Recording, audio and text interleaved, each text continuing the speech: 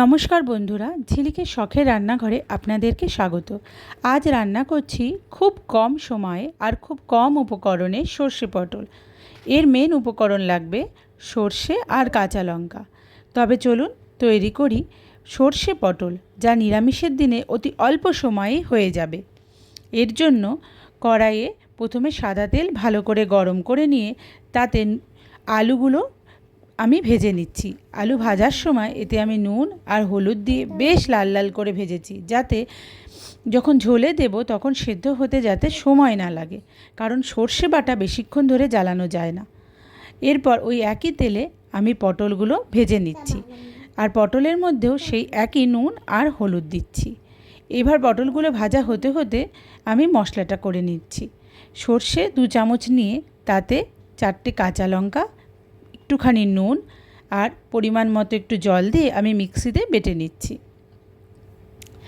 যতক্ষণে মশলা বেটেছি আমার পটল কিন্তু প্রায় ভাজা ভাজা হয়ে গেছে।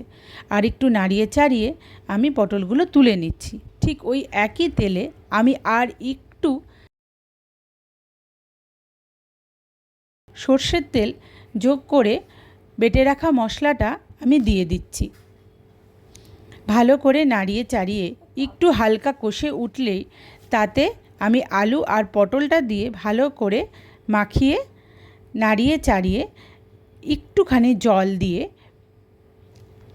ঢাকা দিয়ে দেব। এখানে জলের পরিমাণটা হতে হবে যাতে খুব বেশি না জল হয়ে যায়। পটল আর আলুগুলো যেন হালকা ডুবন্ত অবস্থায় থাকে।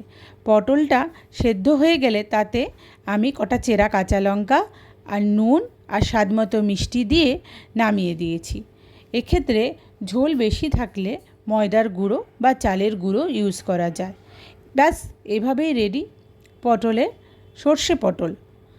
একটা কাঁচা লঙ্কা ডলে নরম আলু আর পটল দিয়ে একগাল ভাত খেলে যেন মনটা একদম জুড়িয়ে যাবে।